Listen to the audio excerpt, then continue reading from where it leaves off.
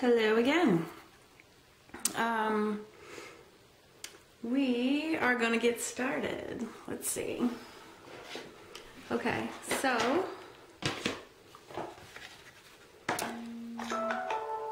this is, my phone just went off. Make a video.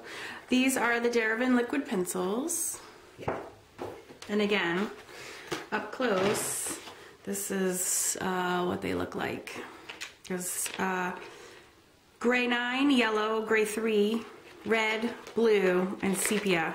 And each tone has a rewettable and a permanent.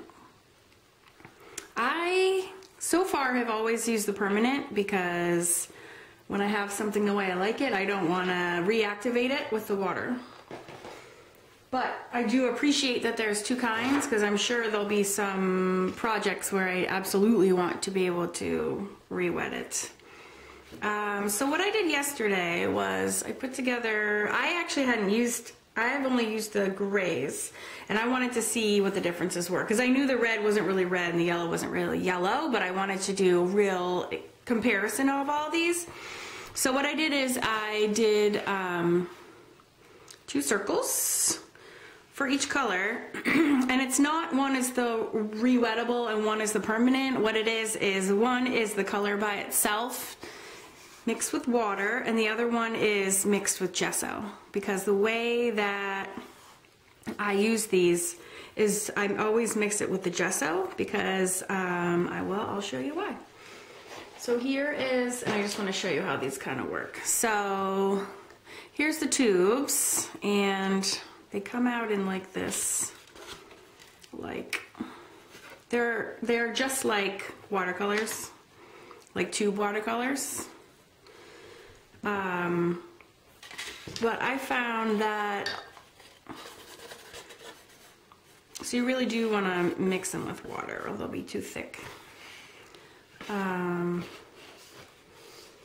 They don't go a long way. And they're more or less, they're almost transparent too. So what happens is when you mix it with the gesso, and I'm going through this slowly now because I'm going to time lapse the actual project so you understand why I'm doing what I'm doing. So if you mix it with a little bit of the gesso, so my brush is wet slightly. You mix it with the gesso, it gives it real paint body. And it's just real luscious. This has, it's not granular. It doesn't feel granular, but it looks, you know, it's like what you would imagine if you put a graphite in a blender and mixed it with a little oil binder. Look, it's already dry. It's pretty cool. It's really cool stuff, but by itself, I don't enjoy its application personally. But with gesso, it kind of turns into this magical, creamy, gray toned awesomeness, which I really enjoy working with. So there you go. That's my personal take on this. And you'll notice that the grayer, the less gesso you have, the darker it will be, and obviously the more gesso you add, the lighter it will be. And that's the key to doing these monotone or monochromatic projects, really. And that's how you get your different values on, well, when I do my face. Here's my little business cards. So you can see, you know, the dark parts of her face are super dark, so that's where I had probably almost straight up graphite. And then the white parts of her face are really straight up gesso. And then all the medium tones in between are this awesome mixture that I have going on. But I just love that you can take literally 2 piles, 2 piles of wet on your palette to make such a diverse painting. I think that's awesome. And I'm all about easy, and I'm pretty lazy, so that works for me. And hopefully someday it might work for you too.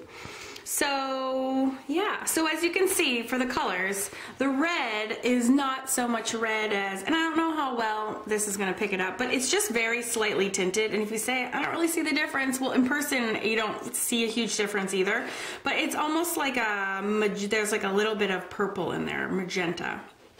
just slightly based. The gray is very much gray. The yellow isn't so much yellow as it does have a hint of like a slightly mustard. Is sort of like someone spilled a little bit of mustard in my gray graphite. The blue is, I think it's beautiful when it's mixed. It's like this steel blue that's mixed. It's like gray with a little bit of blue in there. I love it. The gray 3 is just slightly lighter than the gray 9. And then the sepia really is a very cool sepia.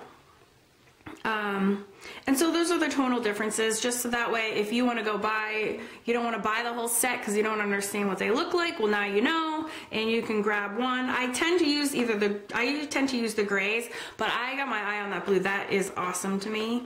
And I want to definitely use that in some project. And you can certainly use these with other acrylic paints as well. It's not like you can't use other paints when you use these in your project. I'm just doing this as a demonstration for you. Today, I've never used the sepia before. I think I'm going to use this one. This is intriguing to me because it just has this slightly brownish tone. And my tripod. Yesterday, to kind of speed things along, I did this. I laid out this. This is just scrapbooking paper on the back of a artist canvas panel. I do tons of paintings on these. They're easy to ship. They're great for doing collage and mixed media, which is my favorite because they're super hard. So this is all prepped and ready for me to go. And so without further ado, here I go. Enjoy. You can certainly ask questions in the comments. And yeah, let me know what you think. All right, thank you guys. Sit back, watch, and enjoy.